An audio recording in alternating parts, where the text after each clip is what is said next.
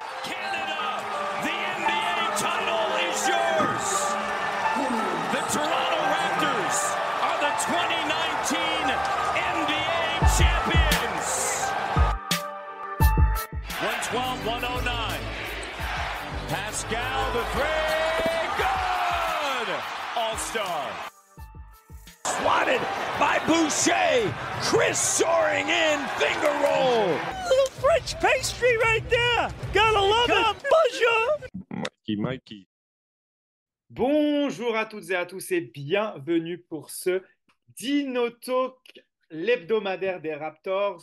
Pour revenir, on va pas revenir sur une semaine parce que c'est vrai que j'ai pas été très présent lors de ce mois de mars, mais on va revenir sur la totalité du mois de mars et un petit peu faire le point sur la situation des Raptors qui, il faut le dire, n'ont plus grand-chose à jouer sur cette fin de saison. Et pour parler de cette fin de saison, on va accueillir Patrick Bizindavi de Choc FM. Salut à toi, Patrick. Salut Mike, salut à tous les auditeurs et salut à tous les fans des Raptors.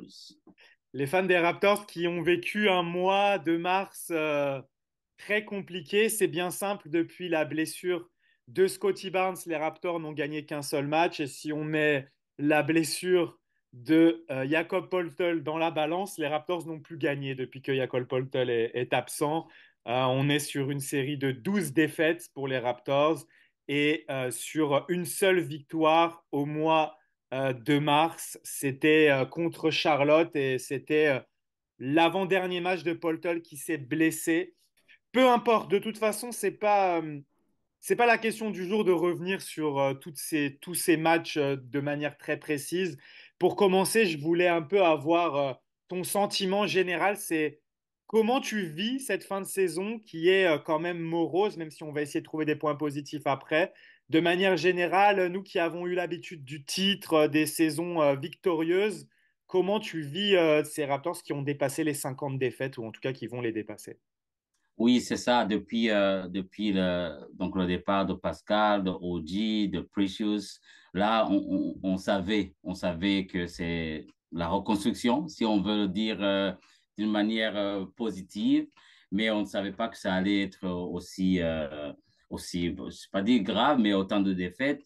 Mais la reconstruction, c'est bon, on veut se focaliser sur le développement des jeunes, mais on ne savait pas que les blessures allait être de cette sorte parce qu'on a perdu Scully, après Yak, et puis Boucher. Et la liste continue jusqu'à Ochai, le dernier match. Donc, c'est vraiment... je pense que les trois derniers matchs, ils ont joué avec seulement 11 joueurs. Et parmi ces 11 joueurs, la plupart, c'était des gens de la G-League. Donc, on ne peut pas vraiment s'attendre à des victoires. Mais c'est très dur de regarder les matchs. Vraiment, on est là pour faire notre travail, mais on est des fans d'abord. Donc, je me dis, à la place de tous les fans, oui, les gens viennent au match, mais on ne s'attend pas à beaucoup. Et puis, on était averti que ce sera une phase de développement, mais c'est très dur de voir autant de défaites se suivre. Mais on dit, OK, on attend pour l'année prochaine. Peut-être il y aura, même pas peut-être, il y aura sûrement des changements au cours de la pause. Mais c'est très dur à voir. C'est vraiment très dur à voir. Mais dans tout ça, il y a du positif. On va en parler. Et le grand positif, c'est Grady Dick. Vraiment, sa façon de jouer, son développement, ça se voit, tout le monde le voit. Et puis le reste, on reste positif parce que le rôle que joue Kelly Olynyk, on se dit, lorsqu'il aura Scully avec lui, lorsqu'il y aura Yak avec lui, ça va être vraiment du positif parce qu'on sait qu'on va l'avoir l'année prochaine parce qu'il a signé. C'est les deux choses que je vois de positif, mais c'est dur à voir autant de défaites qui s'accumulent au jour au jour. Et puis le reste de la saison aussi, c'est pas mieux si on sait les équipes qui vont venir. Donc c'est ça ce que je pourrais dire. Ok, ouais, bah tu parlais des fans, je voulais quand même en parler, tirer un grand coup de chapeau aux fans français des Raptors qui, notamment à travers la page Raptors FR, je voulais faire un petit coucou à Victor qui tient cette page et qui est encore là présent tous les soirs à faire les live tweets des matchs des Raptors. Donc je voulais lui faire un petit big up, comme on dit, parce que il a vraiment du courage. Moi, honnêtement, bah, si vous m'avez suivi, je suis parti un peu en vacances et j'ai un peu lâché. Je suis de retour, mais c'est vrai qu'on sent que bah, il n'y a pas d'attente autour de cette équipe et que, comme on va en parler après, on essaye de tirer du positif, on essaye de faire notre travail et de quand même relever des choses intéressantes pour la suite. Mais c'est vrai que c'est très, très compliqué. Et bah, tout simplement, juste pour ceux qui suivent pas de très près, euh, pour toi, en fait, c'est quoi vraiment la raison qui fait que les Raptors sont incapables de gagner un match? Oh, la première raison, c'est la défense. La défense, l'attaque, ça tourne bien. Il continue à faire un bon système. Il y a beaucoup de passes décisives. Il y a Kelly Olynyk qui facilite. Mais en défense, c'est vraiment une passoire carrément là. Il y a personne qui va garder le rim, comme on dit. La défense un contre un, c'est inexistant carrément. Et puis les robots défensifs, aïe, aïe, aïe. Chaque fois que l'adversaire tire, c'est presque à 100%, ils vont prendre le rebond. Si on voit les statistiques, la fois dernière, je regardais les statistiques sur les points, second chance point. C'était vraiment grave parce que là, ça montre que le rebond des défensifs, il faut dire aussi qu'on n'a pas de centre. Depuis que Porter n'est pas là, c'est Gary Tempo qui joue au centre. Et là, contre les bigs de l'autre côté, c'est vraiment très difficile. Je pense que si on parvient à avoir un bon défenseur et peut-être un bon système défensif, l'attaque va suivre. Parce que quand même, les Raptors, il faut le dire, ils sont bons en transition. Ils sont bons en contre-attaque lorsqu'ils font, ils font une belle défense. Je pense que le défi numéro un pour les Raptors, c'est vraiment la défense. C'est très visible. Puis les équipes adverses essaient d'en profiter aussi. Bah, je te suis complètement. Moi, c'est l'explication que je donnerais si quelqu'un me demanderait pourquoi les Raptors sont incapables de gagner des matchs, c'est qu'ils ont tout simplement pas une défense de niveau NBA. Tu l'as dit, il y a pas de pivot de niveau titulaire en NBA dans cette équipe. Kelly Olynyk fait d'énormes choses en attaque, mais défensivement, on voit il est vraiment très limité. On l'avait vu avec le Canada cet été aussi. C'est pour ça qu'il avait besoin d'un joueur comme Dwight Powell à ses côtés. Et mais en fait, tout simplement, ce qu'il faut souligner, c'est que les Raptors, en fait, font jouer un 5 de remplaçant à la place du 5 de départ et un 5 de G-League à la place des remplaçants. Donc forcément, en fait, c'est quasiment impossible de gagner des matchs NBA. Et ce que je voulais souligner aussi, parce que beaucoup, je vois sur les réseaux sociaux, disent oui, les Raptors, c'est inadmissible ce tank. Mais ce qu'il faut noter, c'est que c'est pas forcément un tank qui est volontaire au départ. Certes, il y a une volonté quand même du côté du front office euh, d'affaiblir l'équipe et de demander du développement de la part de Darko Rajakovic. Mais quand on fait la liste des blessés et des absents, et surtout avant la blessure de Scottie Barnes, l'équipe allait dans le bon sens. On restait sur 5 victoires, 5 défaites. Ça commençait à progresser dans le bon sens. Et en fait, tout s'est enchaîné. Scottie Ouais, Barnes s'est blessé, Jakob Poeltl s'est blessé. Donc à partir de là, comme on l'a dit, l'équipe n'avait plus de pivot titulaire et n'avait plus le joueur que tu peux mettre à côté de Kelly Olynyk qui peut être la sécurité défensive en Scottie Barnes. Et puis surtout, c'est vrai que la construction de l'équipe fait que, en fait, il n'y a que des arrières dans le 5 de départ. c'est Euh, ça. Et puis Chris Boucher aussi s'est blessé. Chris Boucher s'est blessé. Ouais, On a eu l'histoire de John T. Porter qui était le deuxième intérieur remplaçant, qui défendait un petit peu. Là, on ne sait pas vraiment où ça va aller. Et puis, coup du destin, là, c'est pas un choix des Raptors. Deux décès dans les familles de R.J. Barrett et de Emmanuel Quickly, que ça, tu peux pas le, c'est pas toi qui décide en fait, malheureusement. c'est ça, Et c'est l'équipe ça. s'est encore plus affaiblie. Comme je le disais, il y a que des arrières, il y a plus d'ailiers. Il n'y a même plus de meneur de jeu depuis que Quickly Oui, était ils ont joué out sans parce meneur que, de jeu carrément, oui. puisque en plus, il faut le souligner, DJ Carton, meneur de jeu qui a été signé en two-way, est blessé lui Il est aussi. blessé.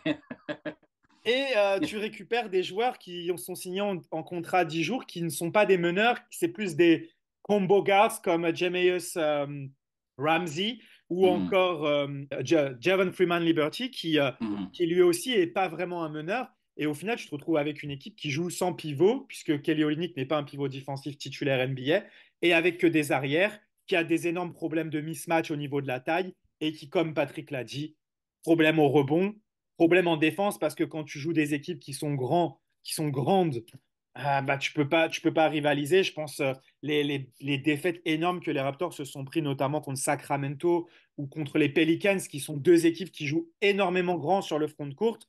En fait, tu peux pas rivaliser. Et, bah, au final, maintenant, les Raptors ont enchaîné 12 défaites. Et Ah ma oui, question, c'est est-ce que même, parce qu'on sait que la problématique, c'est ce pic que les Raptors ont envoyé aux Spurs en échange de Jakob Poeltl. Ce pic est protégé top 6. Les Raptors ont pour l'instant le sixième pire bilan. Donc, il est nécessaire euh, que les Raptors obtiennent ce top 6 pick, sinon il va aller aux Spurs. Est-ce qu'ils n'ont pas maintenant intérêt au final à ne plus gagner? ils n'ont pas de choix.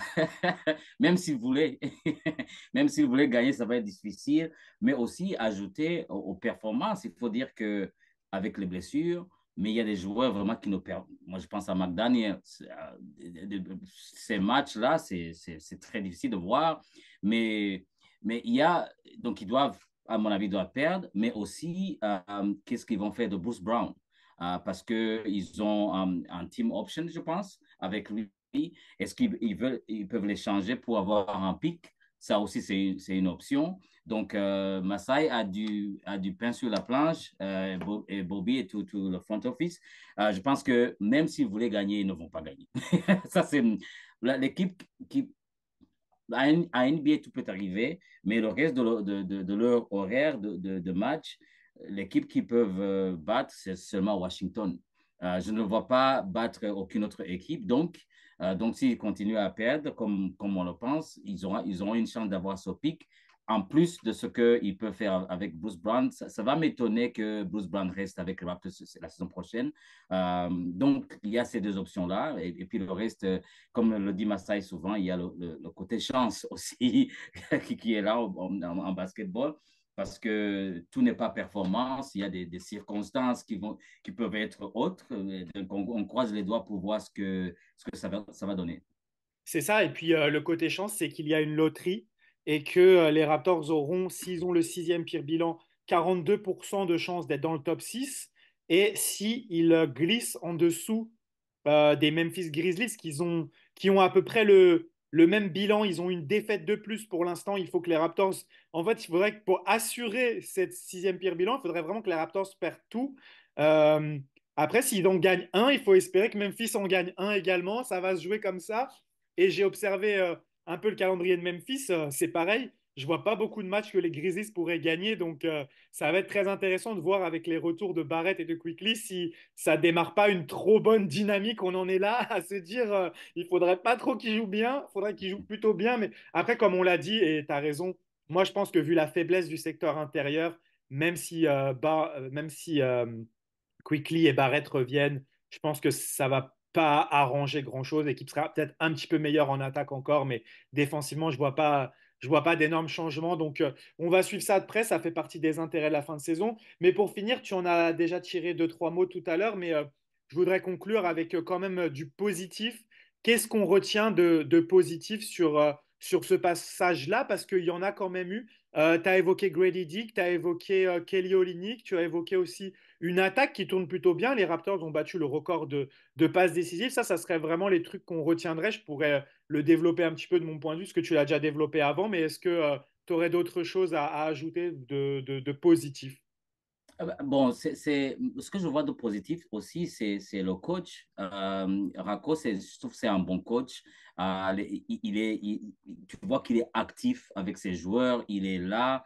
Et puis, ils ont une bonne relation. Il a une bonne relation avec les joueurs. Et puis, dans cette série de défaites, il faut dire que Gary Trent Jr. aussi a bien joué. Donc, ça, c'est un autre joueur à observer s'il le garde ou pas, mais quand même, il a été là pendant toutes ses blessures, pendant toutes ses absences. On pouvait compter sur lui, sur son attaque et des fois sur sa défense aussi, des fois. Donc ça, c'est un autre point positif. Il a été absent, je pense, juste un seul match, mais le reste, il a été vraiment là. Les autres points que tu viens de les citer, Grady Dick, le potentiel, on savait que le potentiel était là, mais là, il surprend tout le monde. Ce n'est pas juste un shooter, il joue très bien, il défend même. il défend. Donc, on se dit, sa deuxième, troisième saison, ça va être quelqu'un sur qui on peut compter, en plus de Kelly Olynyk. Donc, je pense qu'on a de l'espoir pour l'année prochaine et les autres années à venir parce que quand même, la jeunesse est là, 23, 24 ans, donc avec un coach qui offensivement, il est très bon. C'est juste de voir quelle défense ils vont jouer et puis qu'ils vont trouver un autre OG Anunoby pour être donc là pour la défense. Je pense que ça peut aller. Je suis d'accord avec toi. Je pense que même avant les blessures, ils avaient commencé à montrer des choses intéressantes défensivement, même si de mon côté, c'est vrai que j'avais montré quand même des doutes sur les capacités défensives de Darko. Mais j'ai trouvé avant blessure de Scotty, avant blessure de Paul Tull, que déjà défensivement, il y avait des choses intéressantes. Donc là, on ne peut pas vraiment juger sur cette fin de saison. Mais vraiment, moi, ce que je relèverais de positif, au-delà de tout ce que tu as cité et qui est totalement vrai. En fait, c'est moi ce que je retiens de positif, c'est que je me dis en fait en ce moment, on a une grande partie de nos second units de l'année prochaine qui est en train de s'entraîner contre des titulaires et qui est en train vraiment de prendre confiance en eux. Si Darko a réussi quand même à créer une alchimie entre ces joueurs, alors on verra, comme tu l'as dit, si Gary Trent Jr. reste, est-ce qu'il fera partie de la second unit ou est-ce qu'il sera titulaire? Ça, c'est une question à se poser. Grady Dick, peut-être pareil, peut-être qu'il pourrait postuler pour un poste de titulaire. Mais en tout cas, tous ces joueurs autour de Kelly Olynyk sont en train de créer quelque chose. On sent quand même qu'il y a vraiment une alchimie offensive. Ils arrivent bien à se trouver, ils créent des trucs. Et ce qu'ils font pour une second unit, si c'était une second unit qui jouerait contre les autres second units, je trouve que ce serait super intéressant. Et là, pour l'instant, bien sûr, on a une second unit qui joue contre des titulaires et on a notre G-League qui joue contre des remplaçants. Donc, forcément, c'est pas possible de gagner. Mais moi, c'est vraiment le truc positif. Je me dis, ce 5-là, qui serait second unit l'année prochaine, tu lui rajoutes un joueur bon défensivement pour mettre à côté de Kelly. Et puis surtout, tu sais que l'entraîneur va mixer des titulaires avec cette second unit. Donc, on imagine ce 5-là où on ajoute Scotty Barnes et Barrett, par exemple, autour de Kelly Olynyk et de ces joueurs-là, Ochai Agbaji, enfin, tous les joueurs-là, Grady, pourquoi pas Gary s'il est en sortie de banc, Noura s'il arrive à se faire une place. Enfin bref, tous ces joueurs-là ont déjà créé quelque chose ensemble. Et je pense que ça peut être très positif pour que les Raptors aient un très bon banc l'année prochaine, que j'espère ils vont pouvoir renforcer avec à la fois des joueurs draftés et à la fois peut-être des agents libres, parce que les Raptors vont avoir énormément de cap space, même Mhm. s'il n'y a pas forcément beaucoup de targets parce que les meilleurs agents libres de ce prochain marché, c'est Pascal Siakam et Oji Anunoby. Donc, ça va être compliqué de les faire revenir. Ça va être compliqué. Mais Ouais. moi, si on devait évoquer un joueur, il y a un joueur qui est libre et ils ont fait une émission dans le Raptor Show la dernière fois où ils ont un peu parlé des agents libres. C'est vrai qu'il n'y a pas énormément de noms, mais il y a, j'ai regardé en plus le match des Pacers hier, Jalen Smith, le pivot, jeune pivot qui peut s'écarter et qui est plutôt un bon défenseur. Ou en tout cas, il ressort pas mal dans cette équipe d'Indiana. Peut-être que les bons défenseurs ressortent plus que dans une autre équipe parce que c'est une équipe qui n'est pas très bonne en défense, même si elle a fait un bon match hier contre les Lakers, il faut le souligner. Mais voilà, comme on aura du cap space, s'il y a peut-être un joueur à récupérer, à surpayer, moi, je verrais bien Jalen Smith à côté de Kelly Olynyk dans cette second unit. C'est un joueur Mhm. qui peut shooter à 3 points, qui s'écarte, qui défend, et Kelly qui crée du jeu et qui aura un joueur à côté de lui qui peut protéger le cercle. Ça peut être très intéressant. Donc voilà, le très gros point positif pour moi, c'est vraiment ça, c'est qu'en fait, on va profiter de cette seconde unit qui joue contre des équipes titulaires très fortes, qui prend des raclés aussi, mais qui va Ah oui. gagner en expérience. Et de toute façon, le but, c'est de développer. Et puis, ça permet aussi, en quelque sorte, de faire le tri, puisque, comme tu l'as dit, des joueurs comme Jalen McDaniels ou d'autres montrent qu'ils n'ont pas leur place dans cette Bah équipe. Et oui. puis, on Et pourra puis, s'en. toi et moi, on croise les doigts qu'on puisse avoir un francophone l'année prochaine. Exactement. Oui, c'est Ça, ça. c'est notre grand souhait à la draft. Il y a 3 Français qui peuvent postuler au top 10. Donc, Rizaché, Sarr et Salin. Donc, on espère surtout que c'est des profils qui seraient très intéressants pour les Raptors, puisque ce sont des gros défenseurs et des shooters à 3 points. Ben, je pense qu'on a fait le tour. Je voulais pas que ce soit plus long que ça. Merci à toi, Patrick. Merci, Mike. Et puis, on se voit dimanche face à Philly. On se voit dimanche pour le retour de Ouais. Kyle Lowry. Merci à tous de nous avoir Merci. suivis. Et comme on dit toujours quand on se quitte, let's Let's go go Raptors! Raptors!